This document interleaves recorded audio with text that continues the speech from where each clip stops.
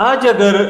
دنیا پر، اقوام عالم پر، انسانیت پر، ارد گرد کے ماحول پر، سماج پر نظر ڈالی جائے تو دل کے اندر ایک سوال پیدا ہوتا ہے کہ آج ہر انسان یا انسانوں کی اکثریت دولت کے پیچھے ہیں، شہرت کے پیچھے ہیں، اقتدار کے پیچھے ہیں، نام و نمود کے پیچھے ہیں، جائیداد بنانے کے پیچھے ہیں، کارخانے بنانے کے پیچھے ہیں، اور ان کا مقصد یہ ہے کہ دنیا میں کامیاب ہو جائے، ان کو سکون مل جائے۔ آج اگر دیکھا جائے تو دنیا کے بڑے بڑے فلسفے گڑھتے ہیں، دنیا کے دانشور دانشمندانہ اقوال سامنے لاتے ہیں، اور دنیا کے مختلف مفکرین دنیا میں خوش رہنے کے مختلف مفروضے بیان کرتے ہیں۔ لیکن اگر دیکھا جائے تو چاہے ترقی پذیر ریاستیں ہوں یا ترقی یافتہ افراد ہو، ترقی یافتہ اقوام ہو، بہت کم لوگ آپ کو ایسے ملیں گے جن کو دنیا کے اندر سکون، خوشحالی، اطمینان اور اپنی حالت پر خوش آپ پائیں گے۔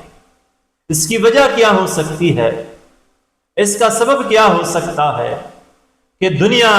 کے یہ انسان کامیابی کے حصول میں ناکام ہو چکے ہیں، امن و سکون کے حصول میں ناکام ہو چکے ہیں۔ وجہ اس کی یہ ہے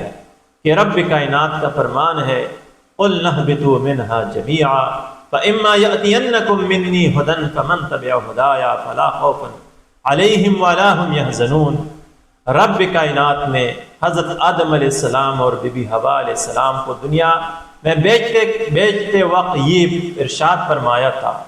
کہ جب آپ کے پاس ہماری آیتیں آ جائے، ہماری احکامات آ جائے،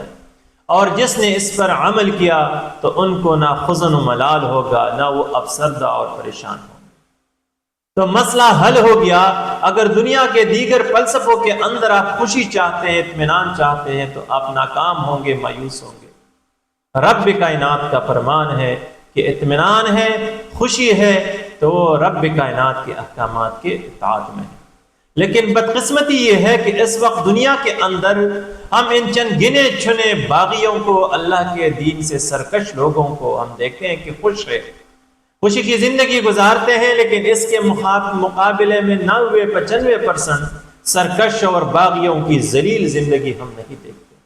دنیا کے اندر چند گنے چند لوگ جن پر اللہ کی آزمائش ہے، اللہ کے مطیع و فرمانبردار ہے، ان کی تنگ دستی کو دیکھتے ہیں، لیکن 90-95% اللہ کے مطیع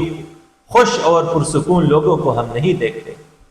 لہٰذا اگر دنیا کے اندر آپ اطمینان چاہتے ہیں، سکون چاہتے ہیں، تو رب کائنات کا جو پہلا ارشاد تھا حضرت آدم علیہ السلام کو کہ اللہ کے احکامات کی اطاعت، اسی میں سکون ہے، اسی میں اطمینان ہے، اور اسی میں راحت ہے۔